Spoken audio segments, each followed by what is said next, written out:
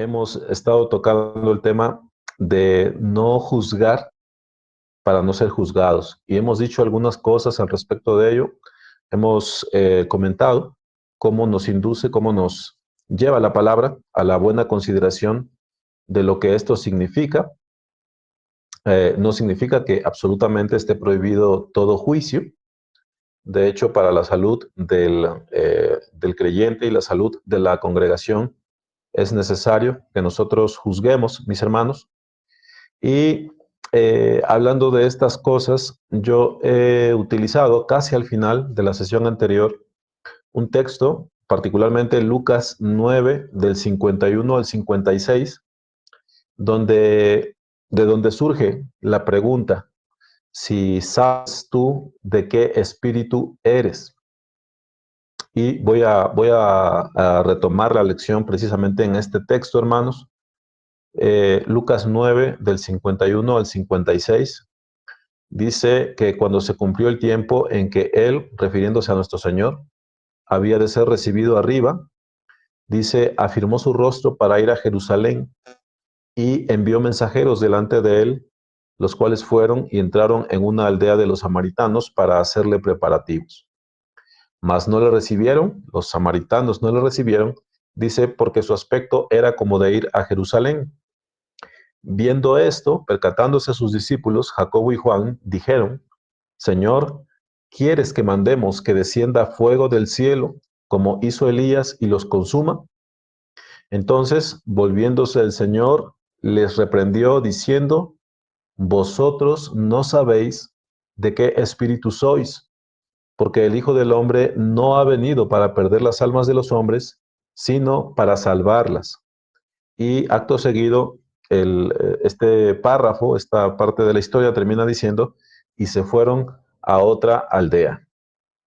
Entonces, mis hermanos, hemos utilizado este texto en virtud del tema que veníamos tratando. Es decir, cuando nosotros juzgamos a los hermanos, cuando juzgamos a otras personas y lo hacemos para desecharlas, para condenarlas, ahí cabe la enseñanza de este texto. Es decir, muchas veces los creyentes actuamos como no sabiendo de qué espíritu somos. Jacobo y Juan, cuando se percataron de que los samaritanos no recibieron al Señor Jesucristo, ellos, pensando ser agradables al Señor, le preguntaron, ¿quieres que mandemos que descienda fuego del cielo como hizo Elías y los consuma? Y no era esto, hermanos, una alegoría, no era una cuestión impensable, porque ya el Señor había hecho señales. Estamos en el capítulo número 9 de Lucas. Eh, Literalmente ellos estaban pidiendo permiso para invocar ese fuego y que consumiera a los samaritanos. Entonces, ellos tenían totalmente trastocada la idea de lo que era correcto, de lo que el Señor había venido a hacer, de tal manera que el Señor les reprende diciendo, vosotros no sabéis de qué espíritu sois, porque el Hijo del Hombre no ha venido para perder las almas de los hombres, sino para salvarlas. Bueno, cuando nosotros juzgamos a los hermanos, cuando juzgamos a otros, desechándolos, condenándolos, hermanos, ahí se está manifestando lo que nos enseña este párrafo, esta parte del texto, que no sabemos de qué espíritu somos. Acto seguido dice que el Señor, siendo que en realidad Dios es quien nos aloja a todos los hombres, hermanos, Él, quien no había sido recibido por los samaritanos, simplemente se fue a otra aldea, es lo que nos dice el texto. Así que algunos de nosotros, hermanos, estamos más inclinados a ese espíritu de juicio y condenación que a la paciencia y a la misericordia misma que se nos ha manifestado. Entonces tenemos que entender, hermanos, de qué espíritu somos, porque el Hijo del Hombre, nuestro Señor Jesucristo, no vino para perder las almas, hermanos, no vino para efectuar ya un juicio sobre esta tierra, Él vino para que fuésemos salvos por Él. Eh, el sentido correcto del juicio que los creyentes podemos y debemos practicar, hermanos, lo he señalado en las sesiones anteriores, lo encontramos en Gálatas 6:1. Hermanos, si alguno fuere sorprendido en alguna falta, dice, vosotros que sois espirituales, restauradle con espíritu de mansedumbre. Aquí se implica un juicio, hermanos. Es necesario el aplicar un juicio sobre lo que la persona ha hecho, pero es para esto, dice, restauradle con espíritu de mansedumbre, considerándote a ti mismo, no sea que tú también seas tentado. Así que el discernimiento con juicio, hermanos, es necesario para la salud de la iglesia, más el propósito de la disciplina que se nos permite, hermanos, que puede llegar incluso a separar al hermano, a la persona de la congregación. El propósito de esa disciplina es que el hombre pueda llegar a ser salvo, que el hombre corrija, que se arrepienta y que vuelva a la comunión del Señor. Entonces, un texto que cito por primera ocasión en este tema, hermanos, Santiago 4 del 11 al 12. Santiago 4 del 11 al 12 dice, hermanos, no murmuréis los unos de los otros. El que murmura del hermano y juzga a su hermano, murmura de la ley y juzga a la ley. Pero si tú juzgas a la ley, no eres hacedor de la ley, sino juez. Uno solo es el dador de la ley que puede salvar y perder. Pero tú, ¿quién eres para que juzgues a otro? Esta última parte, uno solo es el dador de la ley, él es el que puede salvar y el que puede perder. Entonces, ese es el juicio, hermanos, que nosotros tenemos prohibido. Ese es el juicio que no nos corresponde. Ese juicio que es para salvar y perder. El juicio que nos corresponde como creyentes, hermanos, es con el propósito de la disciplina, con el propósito de restaurar al hermano. Y esto dice con espíritu de mansedumbre. Gálatas 6:1 dice, considerándote a ti mismo, no sea que tú también seas tentado. Entonces, recordemos la sentencia del texto, que es el que hemos utilizado como base en esta sección, es no juzguéis para que no seáis juzgados. Es decir, si tú, mi hermano, desechas al que cometió una falta, si tú dictas sentencias sobre su persona, si tú tomas el nombre de él ya como malo y lo desechas y lo apartas en tu corazón como que ya no es del Señor, como que no es de él, bueno, esto es lo delicado, que puede ser que tú en algún momento seas tentado, tal vez no en lo mismo, tal vez no en la misma situación, pero ¿qué va a suceder contigo si tú has desechado al hermano porque ha caído? Entonces, ¿qué pasará cuando tú mismo seas tentado? Dios no lo quiera y llegues a caer. ¿Serás también tú desechado por ello? Entonces, de ahí surge el que no juzguemos, perdón, para que no seamos juzgados. Entonces, una forma, yo digo, hermanos, fácil o sencilla de recordar estas cosas es atender a las palabras del Señor en el sentido de saber de qué espíritu somos. Hemos de entender a qué espíritu pertenecemos. ¿Por qué? Porque el Señor no vino para que los hombres se pierdan, sino para que sean salvos por Él. ¿Sí? Bueno, eh, el mandato de no juzgar, hermanos, entonces está unido por el Señor a la sentencia, no juzgues para que no seas juzgado. Y esto es algo semejante a lo que se nos dice en Mateo 6:15, que si no perdonamos a los hombres sus ofensas, tampoco nuestro Padre nos perdonará a nosotros nuestras ofensas. Estas son un par de sentencias, ambas son un par de sentencias, hermanos, que deben llamar poderosamente nuestra atención. Y yo sé que nuestra alma, nuestro ser teológico, busca descargar estas sentencias, busca acomodarlas tal vez para que no signifiquen lo que evidentemente significan. Yo sé que esto nos sucede así, hermanos, pero yo creo que lo más sabio para hacer con estas sentencias es lo que dice Hebreos 12:9. Obedezcamos al Padre de los Espíritus para que vivamos. Es decir, yo sé que las palabras dan para todo, hermanos, pero si nos dice que no juzguemos para no ser juzgados, y si en Mateo 6:15 nos dice que perdonemos a los hombres sus ofensas, porque si no, nuestro Padre no nos perdonará a nosotros nuestras ofensas, bueno, yo no veo la razón para la cual complicarse. Lo mejor es obedecer a estas cosas que el Señor nos está diciendo. Obedezcamos pues al Padre de los Espíritus, no juzguemos, hermanos, para que no seamos juzgados, y ya después hablaremos acerca de perdonar para ser perdonados nosotros. Entonces, mi hermano, ya casi para cerrar esto, que en parte es una recapitulación, permítame hacerle esta pregunta. ¿Ha usted experimentado en algún momento la certeza de la condenación? Repito, ¿ha usted experimentado en alguna ocasión la certeza de la condenación? Curiosamente, hermanos, la respuesta de todo creyente a esta pregunta debiera ser sí.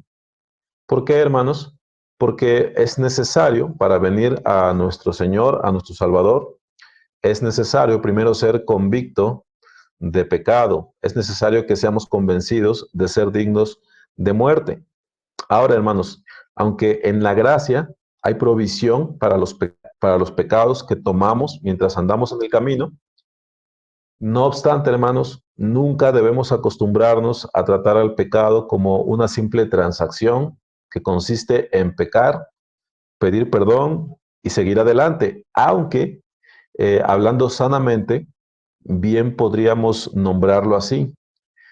Lo que trato de subrayar, hermanos, es que no debemos acostumbrarnos a que esto sea una simple transacción, a volvernos unos profesionales del pecado, porque aunque hay una provisión de parte del Señor, ciertamente, hermanos, para nuestros pecados, el pecado siempre es vergonzoso. Y cito esto o menciono esto, hermanos, porque cuando un creyente llega a pecar, cuando un creyente llega a pecar de ciertas maneras, cuando hay un pecado recurrente, cuando hay un pecado de los que nosotros a veces consideramos como de los más graves, ciertamente acuden a nosotros pensamientos de condenación. Aunque la palabra nos habla acerca de la provisión del Señor, es algo, diría yo, natural que el creyente cuando peca entre en una cierta agonía, hermanos, que se contriste delante de Dios, que de repente su ser le haga entrar en una encrucijada donde el creyente no logra ver bien su identidad, donde el creyente no logra ver la gracia del Señor, donde el peso de su pecado le aplasta por un tiempo, hermanos, y parece que no hay una salida que se nos dé de parte del Señor. Por un momento se nos niega el rostro del Señor también. Entonces, en ese sentido digo que tal vez de los que estemos aquí, muchos hemos experimentado esa certeza o esa sensación de condenación, esa sensación de separación que el pecado hace con respecto a nuestro Señor, o por lo menos de la comunión que tenemos con nuestro Señor. Pues bien, mis hermanos, traigo a colación todo esto por lo siguiente.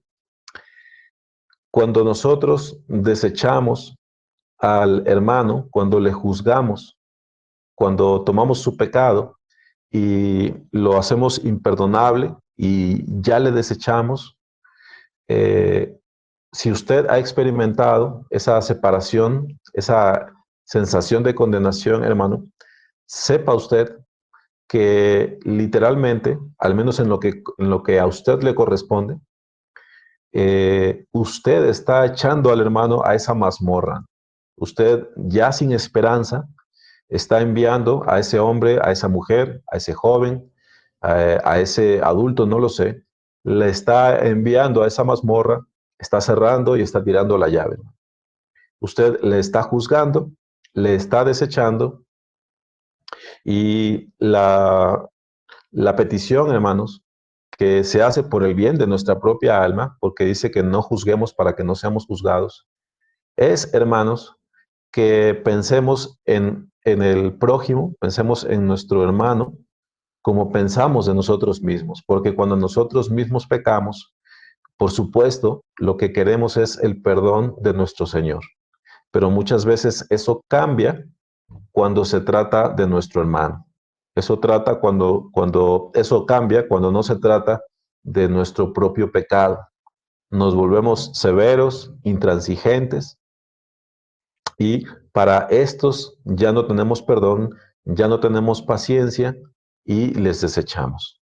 Entonces, eh, tomemos en cuenta esto. Tengo aquí la anotación de Lucas 18:13, hermano. Usted conoce este texto. Ahí se habla del publicano en contraste con el fariseo. Dice que el fariseo estaba muy satisfecho con su propia justicia y básicamente él oraba dando gracias que no era pecador como aquel publicano. Pero dice que el publicano, estando lejos del templo aún, ni siquiera había alcanzado a llegar, dice, no quería ni aún alzar sus ojos al cielo, sino que se golpeaba el pecho diciendo, Dios, sé propicio a mí, pecador. Y sabemos que hay provisión, hermanos, sabemos que hay perdón, pero el pecado nos hace dolernos, hermanos. El pecado nos hace lamentarnos y como dice ahí, no queremos ni aún alzar los ojos al cielo.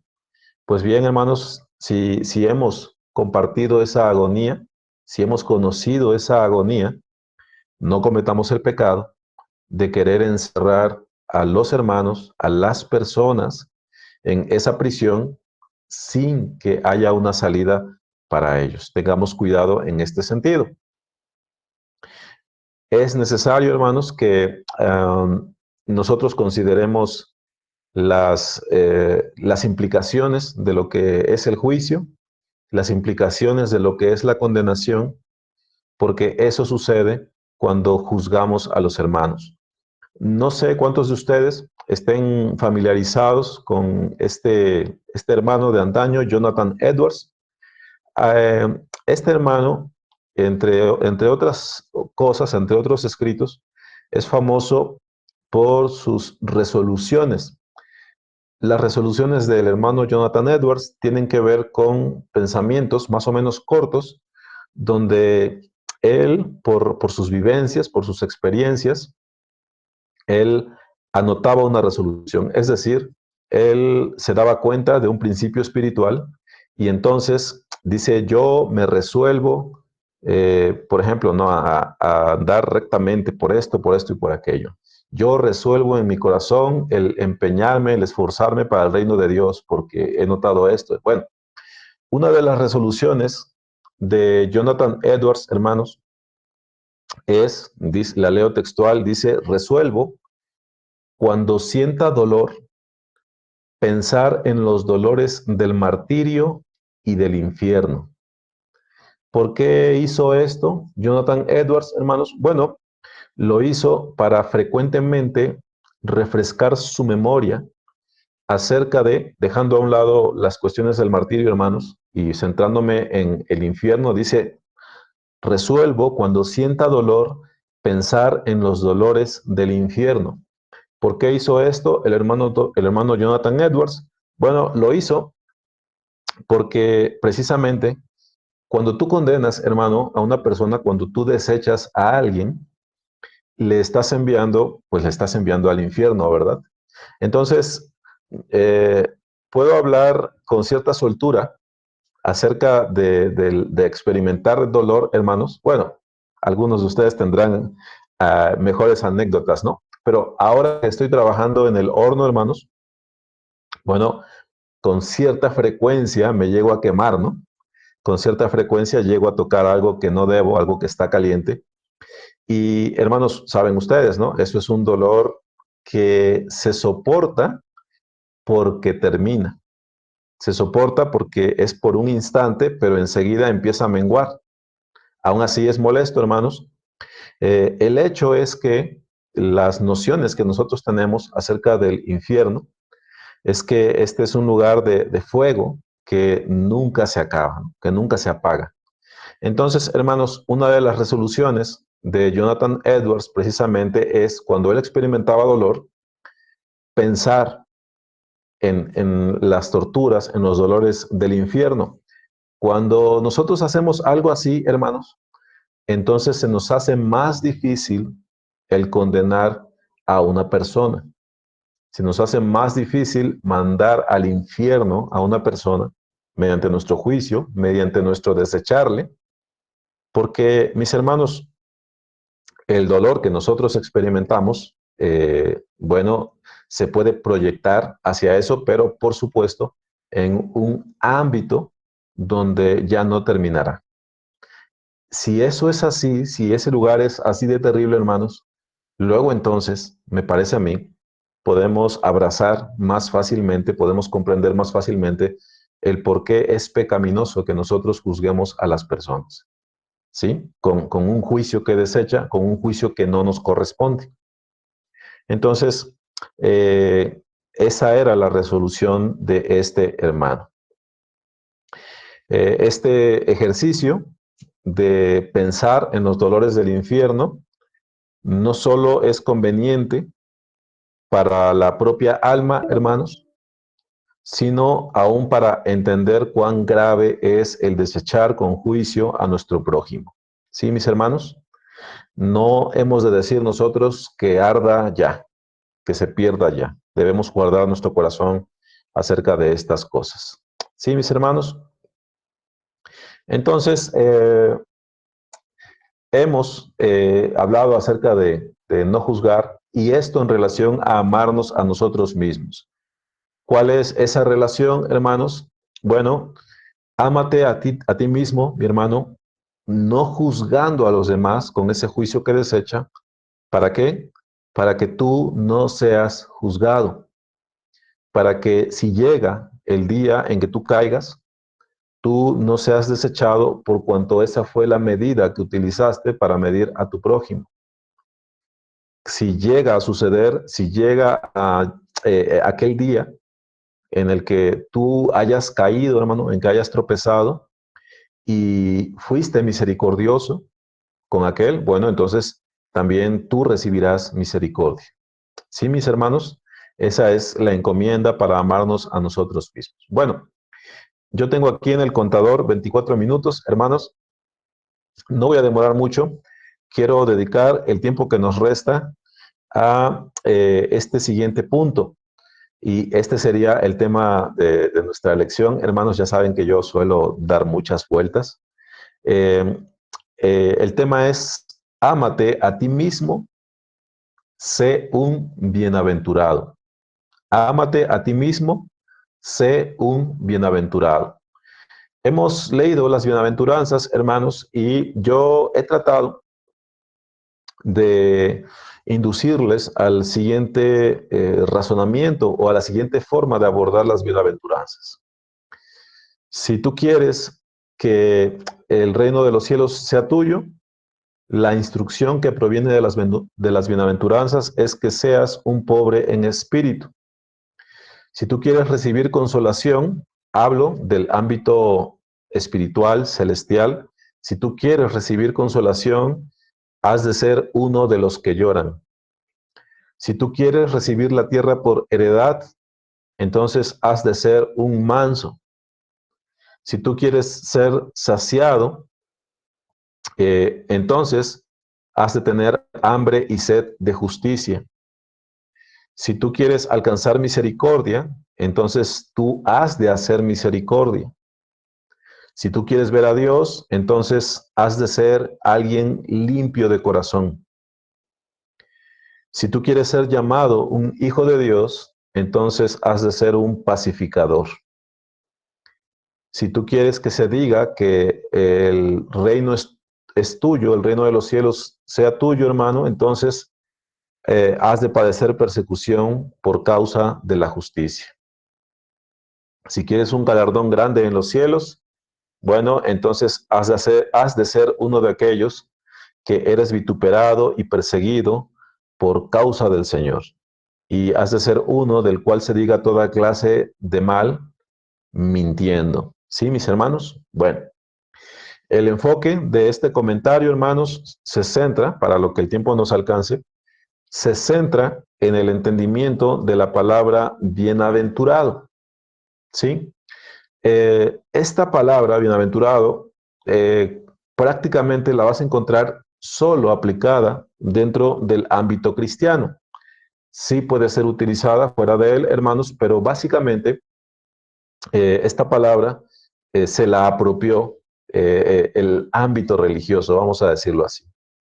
Entonces, bienaventurado significa feliz, o dicen algunos doblemente feliz, significa también bendito y puede significar que goza en el cielo. Sí, mis hermanos, esas son algunas acepciones de la palabra bienaventurado. Ahora, debe subrayarse que la palabra bienaventurado se centra en el final dichoso. Por cierto, otra de las acepciones de bienaventurado es dichoso, pero subrayo esto. La palabra bienaventurada se centra en el final dichoso del hombre. Y si esto es así, hermanos, debemos poner atención a los porqués, por qué es que el hombre llega a ser dichoso, o el principio, es decir, cómo es que el hombre llega a ser bienaventurado, ¿sí? Ahora, la palabra que se utiliza, bienaventurado, la palabra en español, hermanos, en su construcción implica lo siguiente: es el que se aventura bien. Repito, bienaventurado. Nosotros lo pronunciamos bienaventurado, es correcto, pero podría decirse también es el que se aventura bien, lo cual transmite la idea de uno que se encaminó bien o que escogió bien su rumbo. ¿Sí, mis hermanos? Ahora, una dificultad o contrariedad que se halla en la palabra aventurarse, hermanos, es que nos puede dar a entender que existe una decisión arriesgada, azarosa, es decir, que es cuestión de un volado, de los dados, cuestión de azar, o una decisión que se toma sin buena información, sin información completa, un arriesgue. Bueno, aventurarse podría en algunos ámbitos, podría considerarse como el caso de ese joven que se lanza al agua de cabeza desde una altura considerable, sin saber si el agua tiene suficiente profundidad para amortiguarle o sin saber si el fondo está libre de rocas con los cuales él pueda golpearse. Eso es una dificultad con la que debemos lidiar para entender la palabra bienaventurado, porque como contiene aventurarse, podríamos pensar en ello. Pero las bienaventuranzas en la Biblia, hermanos, deben entenderse como Dios pronunciando un para bien o una felicitación, pues, para el que escoge sus caminos. Es Dios pronunciándose por anticipado, pronunciando un para bien, una felicitación, un buen augurio para el que escoge sus caminos. De tal modo que una decisión por tales cosas, hermanos, debe, por supuesto, ser bajo la fe, ¿sí? Porque hemos escuchado las palabras de Dios, hemos escuchado el Evangelio, entonces nos hemos decantado por el camino de la piedad. Entonces, mis hermanos, eso es un muy pequeño comentario acerca de esta palabra, bienaventurado, y una buena ilustración acerca de la bienaventuranza o el bienaventurado, hermanos, la tenemos en esa obra del hermano Bunyan, El progreso del peregrino. No sé cuántos de ustedes estén familiarizados con esta lectura, pero es básicamente una alegoría, es decir, es una historia narrada mediante figuras, mediante cuestiones que se ilustran, no caricaturescas, pero son metáforas, pues, y básicamente lo que hace esta novela del hermano, este libro del hermano, es representar mediante el viaje de un hombre, mediante la salida de un hombre de su ciudad, la ciudad de destrucción, hacia lo que es la patria celestial. Es básicamente de lo que trata el peregrino y muchas de las cosas que se narran en el libro son precisamente lo que nosotros podríamos denominar las aventuras que el creyente atraviesa o las vivencias, más bien dicho, que el hombre atraviesa desde que él abraza la fe hasta llegar a la patria celestial. Entonces, para quien lo ha leído, bueno, sabe que Peregrino cae en un pozo, el pozo de la desesperación. Algunos recordarán quizás que en algún momento él llega a dormirse, pierde su pergamino, es hecho prisionero, se topa con Napoleón, le pasan un montón de cosas. Bueno, entonces, Peregrino sale, hermanos, sale de la ciudad de destrucción porque sabe que el juicio de Dios viene y él es bienaventurado. ¿Por qué traigo a colación todo esto, hermanos?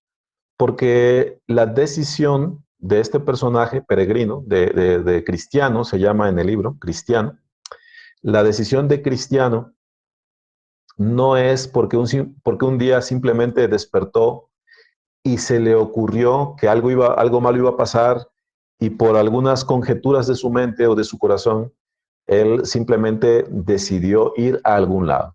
No se trata de eso, hermanos.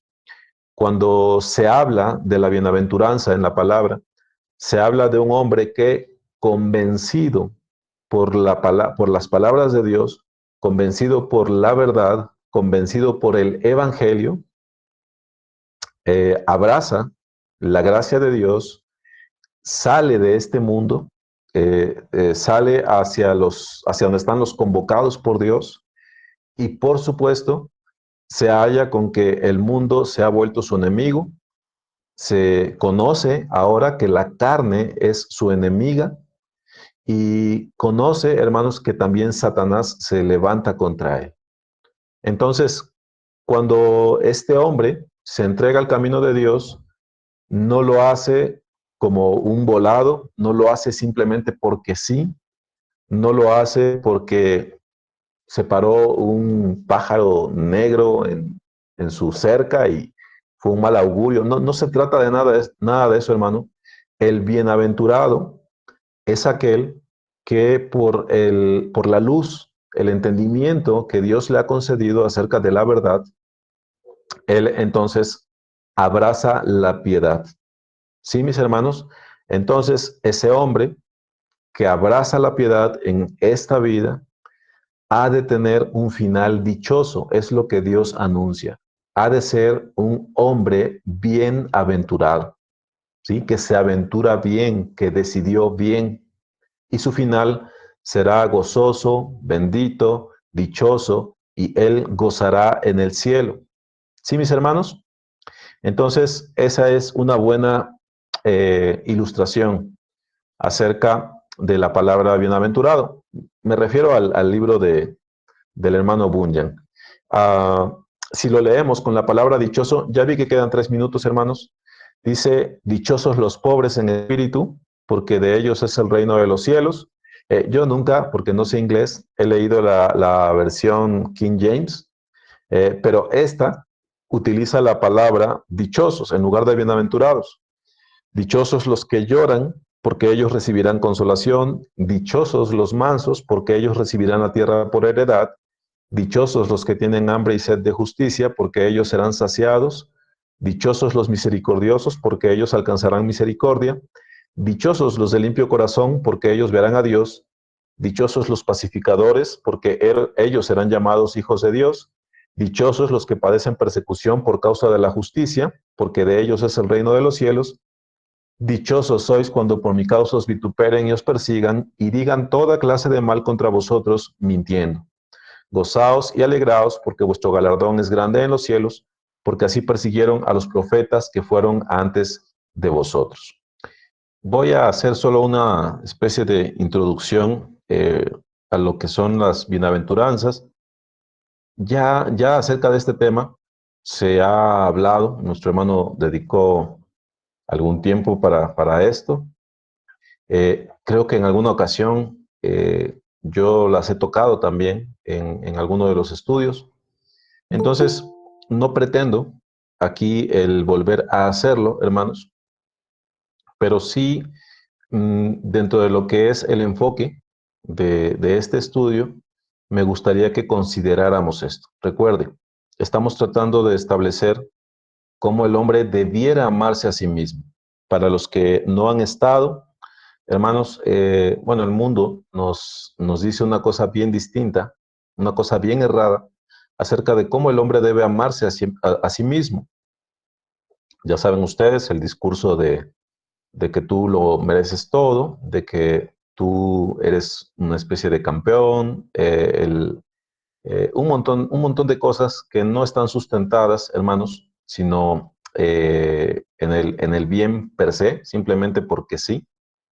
Pero cuando nosotros entramos en lo que es la sabiduría de la palabra, hallamos que a lo que nos insta la Escritura, nuestro Señor, pues, es a que nos amemos santamente, no corruptamente. Bueno, entonces una forma de amarnos es mediante el buscar ser un bienaventurado, porque hay un final dichoso para el tal hombre, para la tal mujer. Entonces, lo primero que nos dice este famoso texto, esta porción de la palabra, es bienaventurados los pobres en espíritu. Y la recompensa de ellos es porque de ellos, dice, es el reino de los cielos. Bueno, un pobre, hermanos, o la palabra pobre aquí se usa de manera metafórica porque literalmente esa palabrita, la que se usa ahí, el pobre, es para el que es escaso, el que es necesitado o el que tiene insuficientemente. Pero se complementa o se completa la idea, más bien se le da el sentido correcto porque dice que son bienaventurados los pobres en espíritu. Bueno, según lo que entendemos de la palabra, el espíritu del hombre, hermanos, puede alojar engaño, rebelión, altivez, puede ser infiel, puede ser sin rienda, pero el espíritu del hombre, hermanos, también puede abrigar buenas cosas, también puede abrigar piedad, también puede abrigar virtud. Y aquí dice, bienaventurados los pobres en espíritu. Voy a leer algunos textos y lo que busco aquí es solamente que entendamos en forma muy general, hermanos, lo que es el pobre en espíritu o quién es el pobre en espíritu. Dice la palabra, Salmos 34, 18, cercano está Jehová a los quebrantados de corazón y salva a los contritos de espíritu. Cercano está Jehová a los quebrantados de corazón y salva a los contritos de espíritu. Salmo 51, 17. Los sacrificios de Dios son el espíritu quebrantado. Al corazón contrito y humillado no despreciarás tú, oh Dios. Isaías 57, 15. Porque así dijo el alto y sublime, el que habita la eternidad y cuyo nombre es el Santo. Yo habito en la altura y la santidad y con el quebrantado y humilde de espíritu, para hacer vivir el espíritu de los humildes y para vivificar el corazón de los quebrantados. Isaías 66:2, mi mano hizo todas estas cosas, dice, y así todas estas cosas fueron, dice Jehová, pero miraré a aquel que es pobre y humilde de espíritu y que tiembla a mi palabra. Ahora, no estoy introduciendo estos textos, hermanos, simplemente para dar a entender que el creyente es uno que siempre camina bajo una nube gris que le va lloviendo todo el tiempo. No estoy diciendo que el creyente debe negarse a todo tipo de placer, a todo tipo de alegría. No es eso de lo que nos está hablando la palabra. Esto se nos está dando en contraste, hermanos, de la altivez o el orgullo o la autosuficiencia con la cual algunos pretenden acercarse al Señor. Dice Proverbios 6 acerca de las 7 cosas que abomina el Señor. Una de las cosas que él abomina son los ojos altivos. Dice también Proverbios 16:5 que abominación es a Jehová todo altivo de corazón. Dice Eclesiastés 7:8, mejor es el fin del negocio que su principio, mejor es el sufrido de espíritu que el altivo de espíritu. Y Romanos 1:30, cuando está dando su semblanza acerca del hombre reprobado, nos dice que este, entre otras cosas, es murmurador, detractor, aborrecedor de Dios, injurioso, soberbio y altivo, entre otras cosas. Es la semblanza del hombre reprobado, hermanos, del hombre sin Dios, pues. Bueno, dice que los pobres en espíritu son bienaventurados, hermanos. Eh, Decía al principio, no pretende ser esta una explicación exhaustiva, pero estas expresiones que hemos leído en los diferentes versículos, hermanos, debieran ser familiares para nosotros cuando pensamos en cómo el hombre se acerca a Dios, en la manera en la que el hombre se acerca a Dios, hermanos, cómo debe ser el corazón del hombre, cómo debe ser su espíritu cuando éste se acerca al Señor. Tenemos que entender, hermanos, que la pobreza de espíritu se expresa en la palabra en contraposición contra la altivez. Ningún hombre debiera acercarse al Señor con su rostro erguido, eh, y lo digo en el sentido de que nos es necesario siempre tener el entendimiento por delante de que somos reos, hermanos, de condenación eterna, de que el Señor ha querido, sí, salvarnos en su Hijo, nuestro Señor Jesucristo, pero no está en nosotros la dignidad, no está en nosotros la virtud, hermanos. Hemos de acercarnos al Señor con pobreza de espíritu. No podemos acercarnos a Él con altivez, no podemos desarrollar nuestra personalidad, hermanos, en la altivez de los ojos, en un espíritu orgulloso. Hemos de acercarnos con corazón contrito y humillado, y así no te despreciará el Señor. Hemos de acudir a Él así, para pedir así su misericordia, y nunca debemos perder de vista esto, hermanos. Nunca debemos perder de vista cómo hemos sido recibidos por nuestro Señor. Entonces, esto pretende ser solamente una introducción, especialmente por el tiempo, hermanos. No me voy a extender más. Espero que esto nos ayude, porque ya se ha hablado de estas cosas. Espero que nos ayude a entender, hermanos, cómo hemos de amarnos a nosotros mismos, cómo es el amor santo hacia nosotros mismos.